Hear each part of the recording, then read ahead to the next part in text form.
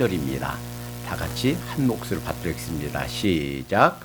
평강의 하나님이 친히 너희로 온전히 거룩하게 하시고 또 너희 몸과 혼과 몸이 주 예수 그리스도의 강림하실 때에 흠없게 보존되기를 원하노라. 아멘. 또 너희 영과 혼과 몸이에요. 제가 잘못 타이핑했습니다. 죄송합니다. 자, 오늘 말씀은 사도 바울이 데살로니가 교회에게 한 기도 내용이에요. 원하노라 하는 것은 보존되기를 기도합니다 라는 기도 내용이에요. 이 기도 내용대로 우리가 기도가 응답되기를 기원합니다. 그러니까 사도 바울이 데살로니가 교회 교인들을 향해서 한 기도는 바로 우리들을 위한 기도예요. 그리고 우리가 이렇게 되기를 원한다 하는 것을 하나님이 우리에게 보여주신 줄로 믿습니다. 오늘 말씀에 평강의 하나님이 그랬어요. 그러니까 하나님은 어떤 하나님이신가? 평강의 하나님이신 줄 믿습니다. 하나님께서 우리 안에 들어와 계시면 평강이 오는 줄로 믿습니다. 세상 사람들은 평강을 오해해요. 그래서 돈이 많으면 평강할까? 근데 돈이 많아도 평강이 안 와요. 그럼 출세하면 평강할까? 출세해도 참된 평안은 오지 않습니다. 물론 출세하면 잠시 그 출세가 있는 동안은 기쁨이 있겠지요. 그러나 참된 평강은 없습니다. 건강하면 평강 올까? 물론 건강하면 좋지요. 근데 건강해도 평강이 없을 수가 있어요. 하나님이 없으면 참된 평강이 없는 줄로 믿습니다. 하나님이 계시면 내가 좀 경제적으로 어려워도, 내 몸이 좀 불편해도, 여러 가지 상황이 꼬이고 또 역경이 와도 평강이 있는 줄로 믿습니다. 어떤 집사님은 아내하고 딸 넷하고 같이 요양하러 가다가 사고를 만나서 아내 하나만 겨우 남고 넷 딸 전부 다 바다에 수장했어요. 그래서 그 길을 따라서 가면서 그 선장이 얘기합니다. 바로 이 자리가 그 사고 지점입니다. 눈에서 하염없이 눈물이 흘러요. 근데 이상하게 마음속 속에서는 깊은 곳에서는 평강이 있어요. 그래서 빨리 펜을 꺼내서 적기 시작합니다. 그것이 오늘날 찬송가가 됐어요. 스패포드 집사님 얘기입니다. 그러니까 우리에게 어려움이 있어도 하나님이 계시면 흔들리지 않는, 때로는 눈에서 눈물이 펑펑 흘러도 설명할 수가 없는 평강이 우리 속에 있는 줄로 믿습니다. 평강의 삶 사시기 바랍니다. 하나님이 우리 안에 계시면 상황에 상관없이 또 나의 형편과 상관없이 뭐가 있는가? 평강이 있어요. 평강의 하나님이 친히 너희로 온전히 거룩하게 하시고 우리를 거룩하게 하신 분은 하나님이신 줄로 믿습니다. 우리는요, 하나님 앞에 누구나 할 것 없이 죄와 허물투성이에요. 누가 조금 더하고 덜하고 그거 도토리 키재기예요. 고만고만이에요. 감옥에 있는 사람들, 또 신문에 오르내려서 그냥 죄진 사람들, 그 사람들만 하나님 앞에 죄인이 아니고 사실은 우리도 징계진 다 똑같은 그런 죄인과 허물이 많은 사람이었습니다. 그런데 차이가 있다면 예수님이 내 죄의 형벌을 대신 갚아주셨다는 것, 그것을 믿는 우리는 그 예수님의 보혈 때문에 거룩하게 된 줄로 믿습니다. 우리 공로가 아니고 우리가 선하게 살려고 노력해서가 아니고 주님의 공로로 거룩하게 되었어요. 그래서 이제 계속 거룩한 가운데 살아야 돼요. 이것이 하나님이 원하시는 거예요. 또 너희 영과 혼과 몸이 그랬어요. 제가 잘못 타이핑했는데 영과 혼과 몸이 근데 이 부분은 굉장히 우리가 조심해야 되는 부분이에요. 왜냐하면 사람들이 이렇게 생각해요. 이 말씀 보면서 23절에 온 영과 혼과 몸이 그랬으니까 우리 인간은 세 부분으로 돼 있지 않느냐. 영, 혼, 몸. 그런데 그렇지 않아요. 심지어는 어떤 목사님은 그렇게 가르쳐요. 우리 인간이 영이 있고 혼이 있고 몸이 있습니다. 그렇게 가르치는 분은 사실은 신학교 다닐 때 제대로 배우지 못하고 제대로 이게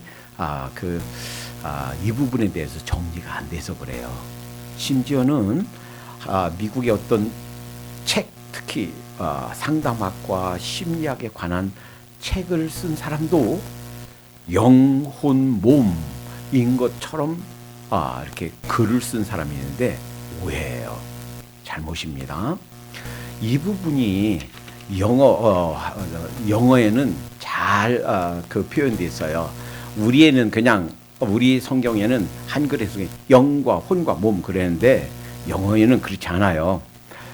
Your whole spirit 하고서 컴마 Your whole spirit 그리고서 그걸 다시 설명하는 거예요.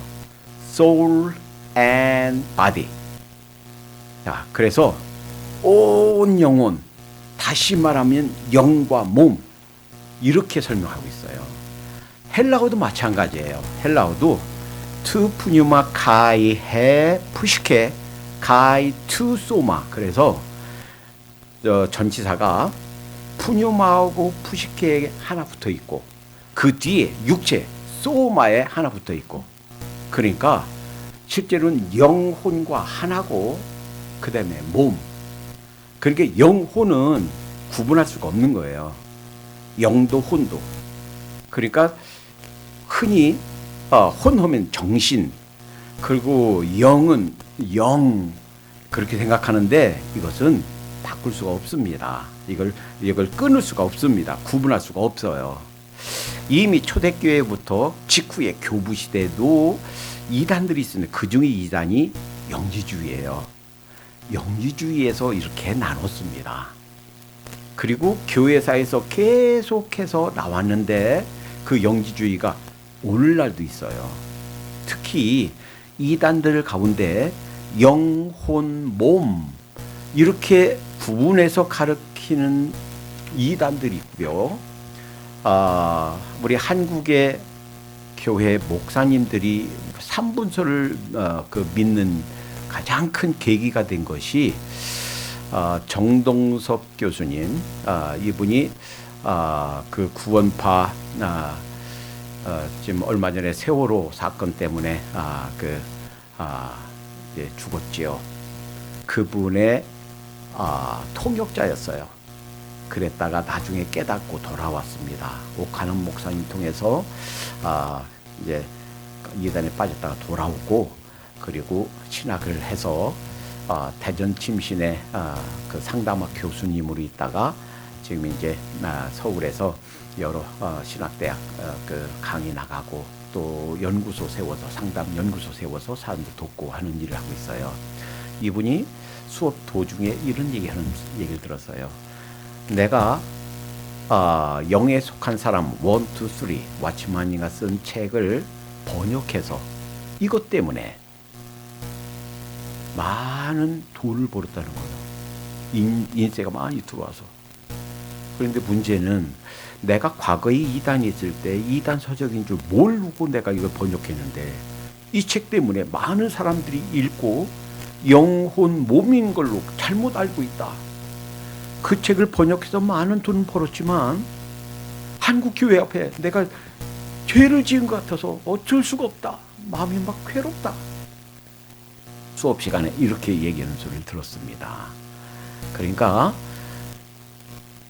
교회 2000년 예수님 가시고 나 2000년 동안 메인스트림 주류는 영과 혼은 구분할 수 없는 하나고 비물질적인 그런 부분이고 몸은 보이는 우리가 이렇게 만질 수 있는 육체고 그래서 영혼과 몸으로 이루어졌다 하는 이분설이 이 메인스트림이에요. 성경의 바른 가르침이다 라고 볼 수 있는 거예요. 교회에서 2000년 동안도 그랬지만 침례교 1610년에 시작해서 지금 오늘까지, 그리고 미국에 온 남침례교도 3분설이 아니고 2분설을 가르칩니다. 이게 맞아요. 그러니까 영과 혼은 수시로 푸시케와 또 이 푸뉴마는 혼동했었어요. 수없이. 푸시케가 379회, 그리고 푸시케가 103회, 그다음에 푸뉴마가 379회 사용됐지만 그게 혼용됐었어요. 구분할 수가 없는 거예요. 그러니까 보이지 않는 부분 영혼과 보이는 부분 바디, 몸, 소마로 구성되어 있다라는 것을 정리해드리고 넘어갑니다. 자, 우리 영과 혼과 몸이 우리 주 예수 그리스도 강림하실 때에 왜 그런가 하면, 예수님이 다시 재림하시는, 강림하시는 그 날은 인류 역사가 더 이상 흘러가지 않는 끝나는 시점이에요. 여기 중요한 사실입니다. 이 역사가 한도 끝도 없이 뭐 수천 년, 수만 년, 수억 년 계속 지나가는 게 아니에요. 그래서 하나님께서 나는 시작과 끝이다. 알파와 오메가다. 알파는 그 글자예요. 알파벳. 그리고 오메가는 마지막 글자예요. 시작과 끝이다. 처음과 나중이다. 그러니까 이 역사, 인류 역사는 끝도 없이 언젠가 시작돼서 끝도 없이 흘러가는 게 아니고, 하나님이 태초에 천지를 창조하시니라 그 순간부터 시작해서 끝나는 시점이 있어요. 인류 역사가 끝나는 시점이 바로 예수님이 오시는 시점입니다.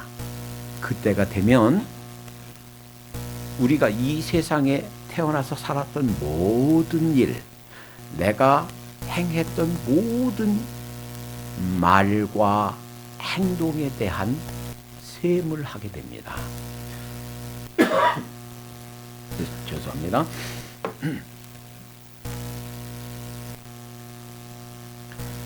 이 세상에 살면서 내가 무엇하며 살았는가? 내게 맡겨진 내 바디, 내 시간, 내 은사, 내 인생, 내 가족, 내 잡, 내가 감당해야 될 직분, 어떻게 행하며 살았는가 하는 것을 셈할 겁니다. 그래서 믿는 자, 안 믿는 자를 가르고, 또 잘 감당한 자와 잘 감당하지 못한 자 상벌을 주시게 될 거예요. 주 예수 그리스도의 강림하실 때, 그때 흠 없게 보존되기를 원한다. 자, 흠 없게. 이 말은 blameless, flaw, 결점이 없게, 그런 말이에요. 보석, 여러분들 이 반지가 참 귀하지만 이제 진짜 금이니까 그 중에서 더 귀한 것은 거기 조그맣게 박혀 있는 이 보석이죠. 이 보석이 굉장히 값져요, 비싸요. 근데 이 보석의 가치는 네 가지 C, 첫 글자, 첫 단어, 첫 레터 C, 4C로 결정된다고 그래요. 첫 번째는 캐럿이에요. 캐럿은 200mg, 그러니까 그램, 1g도 아닌 0.2g이 1캐럿이에요. 그러니까 1캐럿짜리다. 그래서 조그만하죠. 그런데 그렇게 비싸요. 특히 이제 예를 들면 다이아몬드가 4월 탄생석이에요. 4월 달에 생일인 사람들은 자기 월 탄생석이 다이아몬드예요. 다이아몬드를 예를 들어 볼게요. 다이아몬드가 0.2면 1캐럿인데 1캐럿도 그게 얼만큼 가치가, 똑같은 1캐럿도 가치가 뭐 몇백 불에서 수십만 불 차이가 있어요. 그러니까 캐럿 중량이 얼마가 되느냐, 1캐럿이냐 2캐럿이냐 3캐럿이냐에 따라서 가치가 달라요. 두 번째 클래리티, 그러니까 투명성이에요. 거기에 조그만 뭐가 끼어 있으면 색깔이 틀려요. 가지고 아무것도 없이 깨끗해야 비싸답니다. 그 다음엔 컬러, 색상이에요. 다이아몬드는 무색에 가까울수록 컬러, 그러니까 미세하게 조그만 뭐 들어있으면 색깔이 달라진다는 거예요. 그 색깔이 아무것도 없어야 비싸됩니다. 그 다음에 네 번째는 컷, 첫 번째는 캐럿, 클래리티, 그 다음에 컬러, 그 다음에 컷. 보통 이 다이아몬드는요 팔각형으로 이렇게 컷한답니다.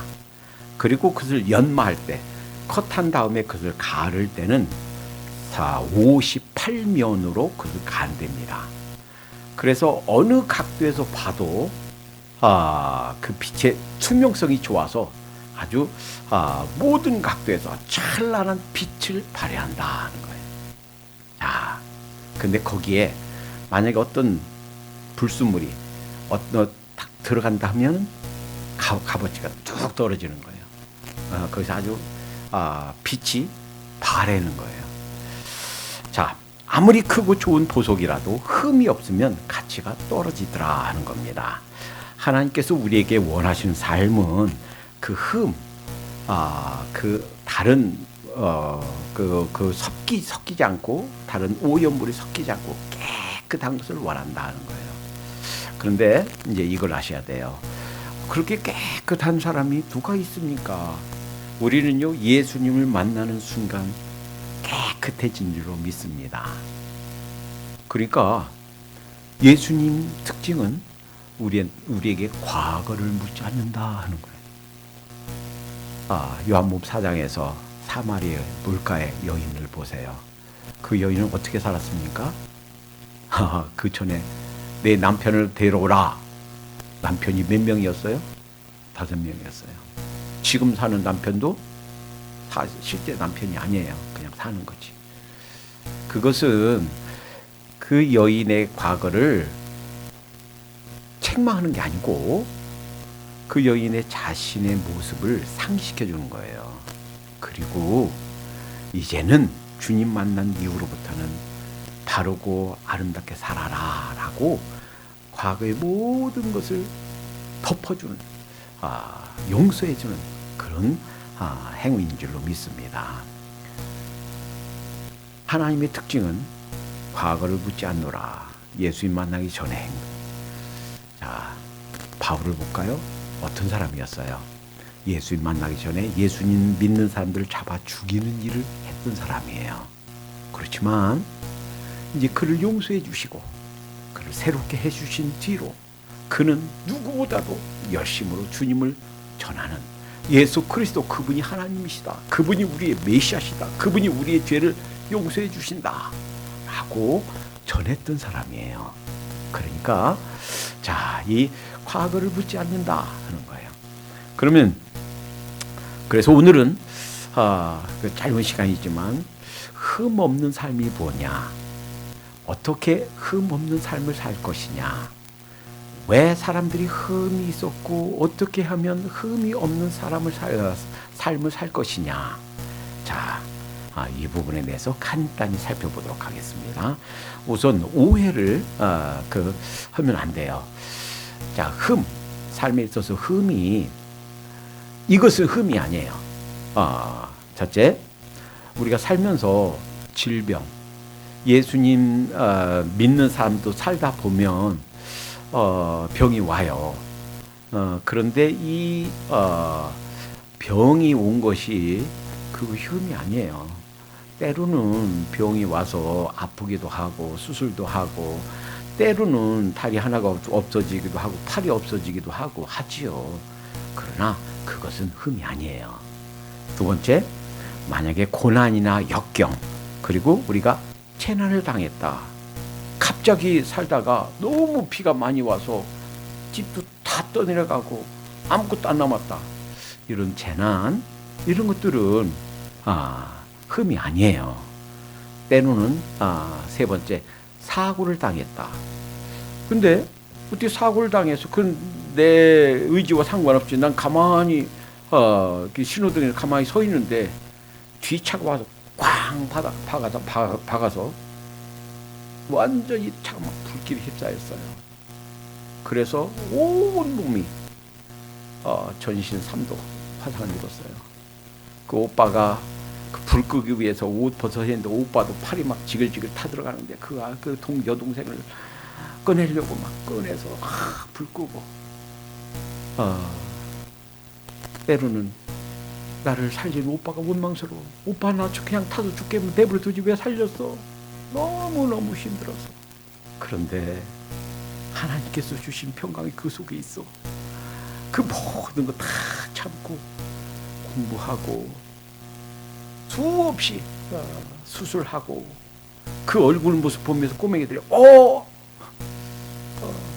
귀신이다, 도깨비다 하고 도망가고. 그런데요, 그 자매가 미국 와서 공부하고 한국의 한동대 교수가 됐대요. 지선아 사랑해, 이지선 자매 얘기예요. 그러니까 이런 사고 당한 거 이거는 흠이 아니에요.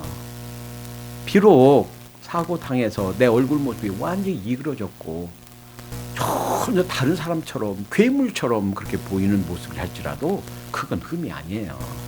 우리 육체 모습 그것이 나에게 내 삶에 어떤 영향을 미쳤다 해도 그것은 흠이 아니에요. 자, 흠이란 것은 내가 어떤 잘못된 말, 잘못된 행실 때문에 하나님과 다른 사람과 나 자신 앞에 떳떳하지 못한 부끄러운 결과를 낳은 거, 이것이 흠인 줄로 믿습니다. 자, 그러면 구약에서 신약에서 흠이 있었던 사람들과 또 흠이 없었던 사람들, 어떻게 해서 흠을 만드는가, 어떻게 하면 흠 없는 삶을 살까 하는 것을 살펴보도록 하겠습니다. 우선 자, 구약의 10명만 한번 살펴봐요. 간단하게. 우선 아담이 흠이 있는 삶을 살았습니다. 그 아담의 흠은 이거예요. 그 아내가 하와가 사탄에게 꼬임을 받았어요. 처음에는 사실은 별거 아니에요. 이렇게 물었어요. 하와에게 하나님께서 이 에덴인 동산 모든 나무의 실과를 먹지 말라 하더냐? 하나님이 이 에덴인 모든 실과 먹지 말라고 했나요? 아니죠. 먹으라 했죠. 하나만 빼고. 그렇죠? 그런데 원래 하나님께서 그 명령 주실 때 누구에게 주셨어요? 아담에게 줬어요. 그러면 그 뱀이 그렇게 유혹해 올 때 이렇게 말했어야 됐어요. 그래? 잘 모르겠는데 잠깐 기다려봐. 내 남편한테 물어볼게. 우리 아담에게 아담 하고서 상의하고 물어봤으면 그 유혹에 빠지지 않을 수가 있었어요. 그러니까 남편이 있으신 분들은 꼭 기억하시기 바랍니다. 모든 경우에 무슨 일이 있으면 남편한테 물어보세요. 남편하고 상의하세요. 남편하고 상의하지 않고 남편 모르게 남편 몰래 하는 모든 것들은 옳지 못하고 잘못되어 갈 수 있다 하는 사실을 기억하시기 바랍니다. 문제는 그거예요. 그렇게 해서 이제 유혹에 빠졌어요. 금한 그 실과의 나무를 먹었어요. 그러면 아담은 이렇게 되었습니다. 여보, 그러면 됩니까? 하나님께서 그 먹지 말라 했는데 하고 자기도 먹지 말아야 되고 또 그거 자 하나님 앞에 두 손 들고 회개하시오 라고 하나님께 회개를 권했어야만 됐어요. 그랬는데 자기도 그 실과를 먹었어요. 그러니까 아담이 범한 실수는 뭔가? 정에 이끌려서 죄인 줄 알면서도 범한 것, 이것이 죄예요. 이것이 그의 결정적인 흠이었습니다. 그가 그 아내 하와를 책망하고 자기도 먹지 말고 이미 범한 것을 어떻게 해서라도 그것을 회복하고 치유하고 그것을 하나님 앞에 용서 받으려고 했어야만 됐는데 그러지 않고 자기도 그냥 그 분위기에 휩쓸려서 그냥 먹은 거. 이것 때문에 사실은 우리 전 인류가 죄에 빠지게 된 것입니다.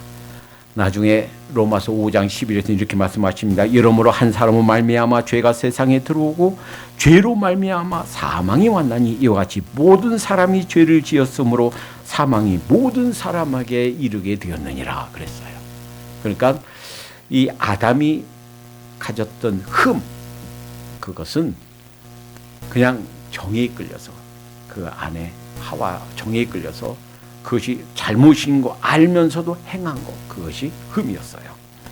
가인이 남겼던 흠은 이런 거예요. 하나님께서 자기 동생이 제사 받으시고 내 제사 안 받았어. 그러면 이렇게 말해야 정상이죠. 다음번에는 내 제사도 하나님께서 받으시길 원한다. 그럼 내가 잘못 드린 제사가 왜 그랬나? 뭐가 잘못됐나? 다음부터는 꼭 하나님께서 받으시는 예배 드려야지. 이렇게 생각하고 동생아, 아벨아, 내 제사라도 받으시니 참 내가 마음이 기쁘다. 이렇게 했어야 됐어요. 그런데 그 동생 때문에 자기 제사를 안 받은 것처럼 그 동생을 미워했어요. 그리고 들에서 아무도 안 보는 것 같으니까 들에서 돌로 동생을 쳐 죽였습니다. 그것도 묻었어요. 그러니까 이 가인의 죄는 자기의 그 시기심, 분노, 이것이 자라서 미움, 정으로 자꾸 성장하는 것이 자기를 감정을 그 주체를 못해서 그 감정을 누르지 못한 것, 그 감정대로 행한 것, 이것이 흠이었어요. 하나님께서 가인에게 이런 말씀 주십니다. 죄의 소원은 되게 있으나 너는 죄를 다스릴지니라. 그러니까 우리한테 어떤 속상한 마음이 있어. 소리치고 싶은 마음이 있어. 한마디 내뱉고 싶은 마음이 있어. 그런데 참아야 되는 줄로 믿습니다. 그런 마음이 있어도, 속상한 마음이 있어도, 그래서 한마디 딱 하고 싶어도 꾹꾹 눌러서 참고 그것을 컨트롤해야, 다스렸어야만 된다. 여러분, 이 세상에서 하고 싶은 말 다 하고, 화가 낼 것 다 내고, 신경질 낼 것 다 내고, 그러면 사실은 내 주위에 붙어있을 사람 아무도 없어요.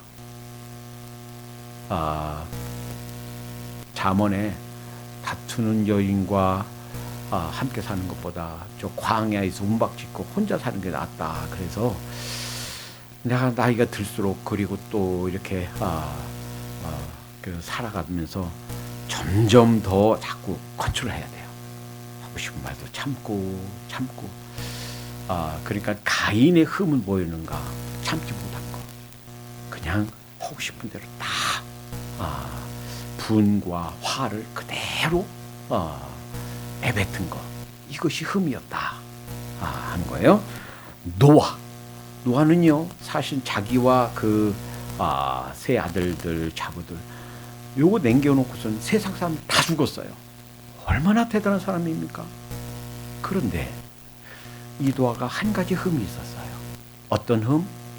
자, 농사를 짓고 포도를 만들어서 포도주를 마셨더니 취해요. 그래서 아주 그냥 자기도 모르게 벌거벗고 잤어요.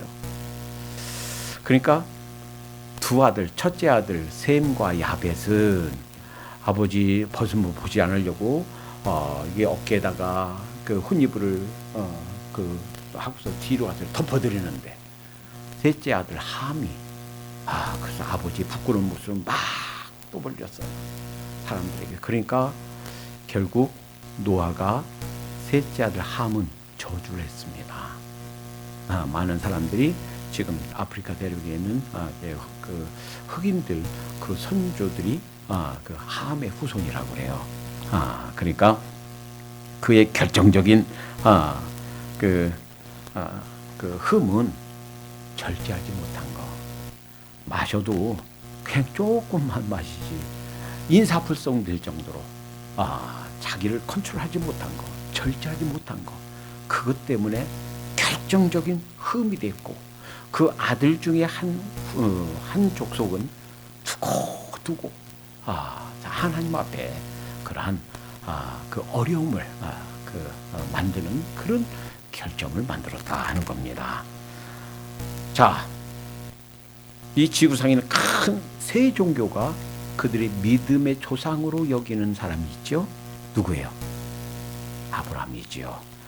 유대교도 이슬람도 기독교도 믿음의 조상으로 여기는 사람이 아브라함이에요.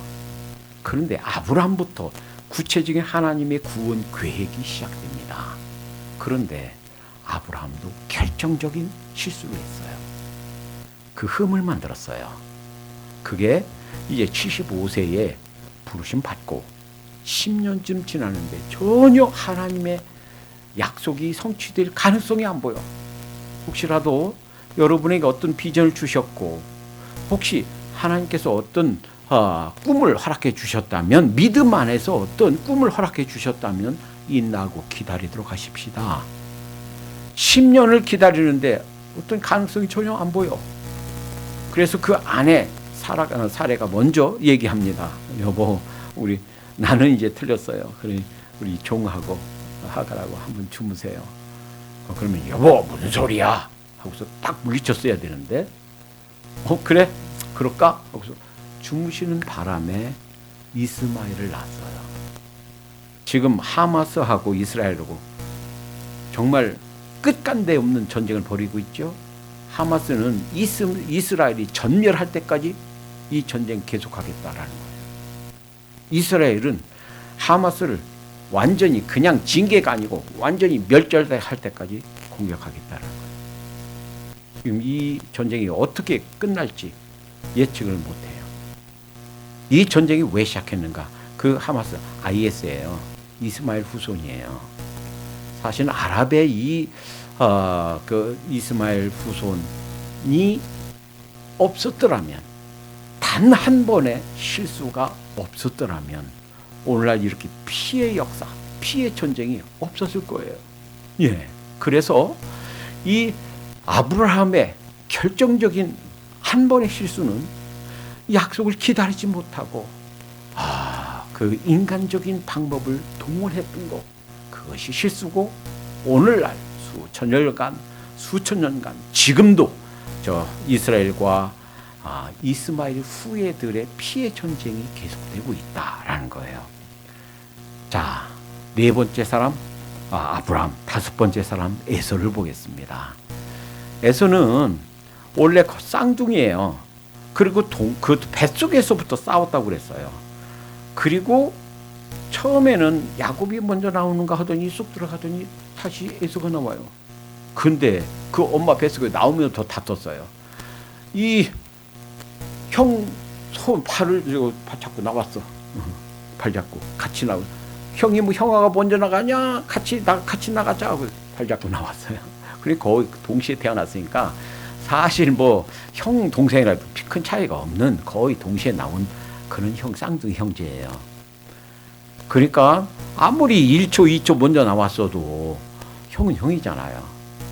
그러니까 장자권이 누구한테 있어요? 에서한테 있어요. 근데 그 장자권을 소홀히 했어요. 들에가 사냥하다가 그 팥죽 끓여서 막 싫게 하니까 동생이 형 이거 먹으려면 장자권 나한테 팔아. 그래 너 가져버려라. 그게 뭐 대수냐 하고 장자권을 팥죽 한 그릇에 팔아버렸어요. 그러니까 사실 훔친 게 아니고 정당하게 팥죽 한 그릇 페이드 베이백하고 정당하게 값을 지불하고 산 거예요. 그렇죠? 사실은 그 훔친 게 아니에요. 팥죽 한 그릇 산 거죠. 에서의 비극은 뭔가, 결점은 뭔가. 하나님께서 그냥 뒀으면, 가만히 있었으면 이 아브라함에게 주신 약속, 이삭을 통해서 주신 약속, 그것이 자기한테 흘러갈 건데 하나님께서 주신 영적인 일을 무시한 거예요. 여러분 그걸 기억해야 되겠습니다. 이 세상에서 돈이 문제가 아니고 내가 힘써서 애쓰는 그게 문제가 아니고 중요한 우리가 신경 써야 될 것은 영적인 거예요. 하나님께서 우리에게 말씀하신 거, 하나님께서 귀히 여기시는 것, 영적인 일이 어떻게 흘러가는가. 그러니까 우리 남편은 부인에게, 부인은 아내에게, 혹은 자식에게 인간관계를 하면서도 뭘 기억해야 되냐면, 영적으로 어떻게 될 건가, 5년 후, 10년 후, 30년 후 어떻게 될 건가, 영적인 것을 살펴야 될 줄로 믿습니다. 에서의 비극, 에서의 결점은 이 영적인 일을 무시하고 영적인 것을 전혀 귀하게 여기지 않은 것, 그것 때문에 결국 하나님께서 메시아 계통을 이어갈 놀라운 장자의 자리에서 버림받은 거예요. 자, 다섯 번째에서 여섯 번째, 야곱의 아들들. 사실은 12아들 중에서 루벤이 장자니까 사실은 그 하나님의 손길이 루벤 통해서 흘러가야 됐어요. 네? 그의 결점은 사실은 맺어서는 안 되는 사랑을 하게 된 거예요. 그 루벤은 라헬의 여종 빌하와 통관을 하게 됐습니다. 그것을 알고 야곱이, 아버지가 너무너무 화가 났지요.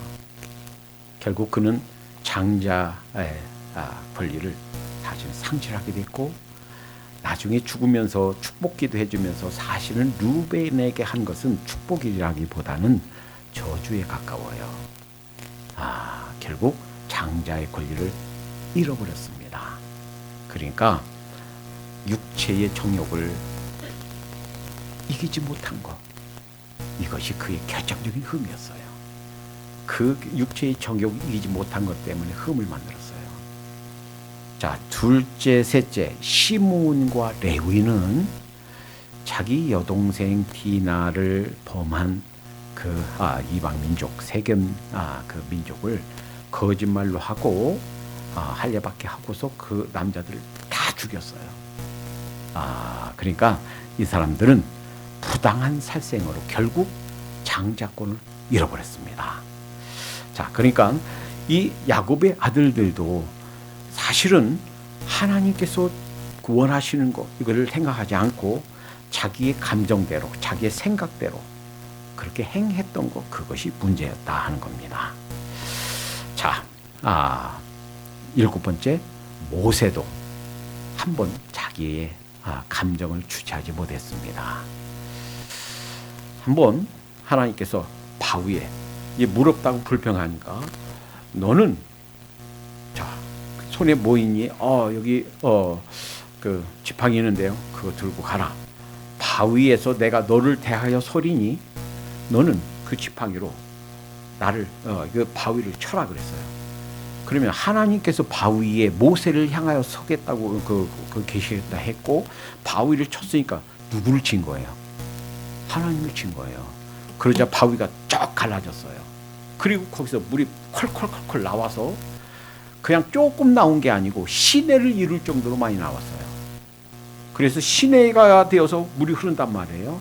그러니까 남자 장정만, 군인들만 60만 명이고, 그에 해당하는 전체 약 200만 명 이상이 되고, 수많은 짐승들이 있는데 그 시냇물을 먹고 죽지 않고 생명을 유지했어요. 나중에 고린도전서 10장에서 그 바위가 예수 그리스도다라고 해석해 줍니다. 그러니까 예수님이 십자가에 못 박혀 돌아가심으로 예수님을 믿는 모든 사람들은 지옥에 가지 않고 참 생명을 얻는다, 구원받는다. 하나님께서 상처 입었다, 바위가 갈라진 것을 그렇게 말씀하셨습니다. 그런데 또 한 번, 자, 그 바위에서 이번에는 이렇게 말씀하셨어요. 모세야, 바위에게 명하여 그랬어요. 그러니까 두 번째는 치라고 안 했어요. 명하여. 그러니까 바위야 물을 내거라 한마디 했으면 됐어요. 근데 이번에 또 쳤어요. 그것도 두 번, 세 번 쳤어요. 그게 뭐예요? 사실은 하나님의 명령에 불순종한 거예요. 자기가 화를 낸 거예요. 자기가 참고 화를 그러니까 참지 못하고 화를 낸 거예요. 사실은 그것 때문에 하나님께서 모세가 가나안에 들어가지 못하게 했습니다. 단 한 번의 실수, 흠 때문에 평생 왕궁에서 40년, 광야에서 40년, 40년간 이들을 이끌고 120년 삶에 단 한 번의 결점, 흠 때문에 그렇게 원하는 가나안 입성을 허락받지 못하고 세상을 떠났습니다. 아간 이미 잘 알지요. 그 돈 욕심이 나서 그거 황금 조금 외투 하나 그 텐트 밑에 감췄다가 나라 전체가 그 전투에서 아이성 전투에서 패하고 나중에 제복기에서 걸려서 자기만이 아니라 자기 아내, 자식, 종들까지 자기에게 속한 동물까지 그날 이스라엘 사람들이 돌 하나씩 가서 다 던져서 돌 무더기를 쌓아서 그날 죽었어요. 다 함께 죽었어요. 얼마나 비참합니까? 무엇 때문에? 물질에 대한 욕심 때문에. 여러분, 물질에 대한 욕심 때문에 우리 흠 만들지 말도록 하십시다. 그래서 디모데전서 6장에는 돈을 사랑함이 일만 악의 뿌리가 된다 그랬어요. 어떤 돈 때문에, 물질 때문에 흠을 만들지 않도록 하십시다. 8번째 아간이었어요. 9번째 다윗. 우리가 이미 잘 알죠. 밧세바와 정욕을 이기지 못해서, 그러니까 우리를 넘어지게 하고 또 우리를 유혹하는 가장 큰 강력한 유혹거리가 정욕이다. 단 한 번 그렇게 여러분 생각해 보세요. 예수님이 마태복음 1장 1절에 아브라함과 다윗의 자손 예수 그리스도의 세계라 그랬어요. 그러니까 예수님이 누구의 후손으로 왔는가? 아브라함과 다윗이에요. 그만큼 아브라함과 다윗이 큰 비중을 차지해요. 그런데도 불구하고 정욕 때문에 흠을 만들었더라 하는 거예요. 그것 때문에 물론 하나님께 회개해서 용서는 받았지만 말할 수 없는 휘용돌이 속에 그가 들어가게 됩니다. 자식들 간에 강간하고 자식들 간에 살인하고 심지어는 그 자식이 자기를 죽이려고 쫓아오고 결국은 자기 후궁들을 대낮에 사람들이 다 보는 대낮에 범하고 얼마나 부끄러워요. 자, 마지막 르호보암.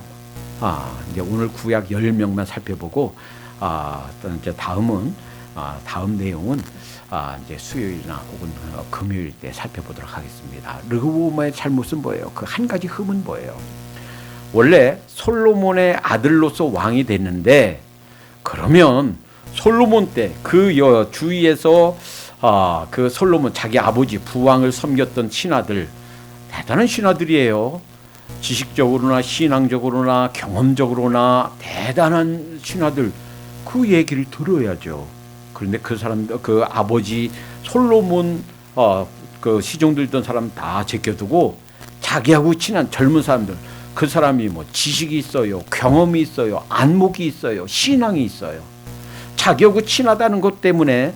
그런데 그 친구들의 말을 듣고 결국 그래서 이스라엘 나라가 두 쪽으로 갈라집니다. 북이스라엘과 남유다로 갈라지는 결정적인 계기가 됩니다. 그러니까 이런 결정에 있어서 여러 사람, 바른 신앙에 서 있는 사람의 충고를 들어야 되겠다 하는 거예요. 대개 그 미국의 인디안들 노인을 굉장히 무대한다고 그래요. 왜? 노인은요 평생 살아오면서 안목이 있어요. 본 게 있거든요. 그래서는 한마디 그 젊은 사람들 하는 한마디가 진리야. 그 진리들 얼마나, 그것이 바로 우리 한국 사람들도 그래요. 그러니까 노인들을 정말 존경하고 귀히 여기고 한마디 하는 것을 귀담아 듣고 행해야 될 줄로 믿습니다. 그랬더라면 나라가 안 망했을 텐데, 안 갈라졌을 텐데. 오늘 시간이 가서 더 못하겠어요. 자, 그러면 이 사람들을 정리해 보니까 왜 흠이 되는가, 어떻게 하면 흠 없는 삶을 살 것인가? 첫 번째는 이거예요. 영적인 일, 하나님 보시는 눈으로 바라보았으면 흠을 만들지 않았을 텐데 영적인 일을 무시해서 흠이 됐더라 하는 거예요. 여러분, 세상 급한 일, 그리고 세상에 내가 도움이 되는 일보다도 먼저 영적인 일, 하나님 보시기에 어떻게 될까? 또 영적인 일, 그 눈을 먼저 뜨도록 하십시다. 둘째, 하늘의 보화를 쌓기보다는 이 지상의 보화를 쌓으려고 할 때 흠이 됐더라 하는 거예요. 아간도 그래서 조금이라도 더 세상 거 모아놓으려고 했다가 그래서 결국은 그 가족에 속한 모든 사람들이 그날 한날에 죽게 됐다 하는 거예요. 땅에 쌓아놓지 말고 하늘에 쌓아야 되겠다 하는 거예요. 세 번째, 분위기 따라가지 말고, 지금 아담이 하와에게 그랬듯이 분위기 따라가지 말고 하나님이 무엇을 원하시는가 이걸 바라보면서 우리 흠을 만들지 않도록 하십시다. 딱 한 번 잘못한 것 때문에 두고두고 수천 년간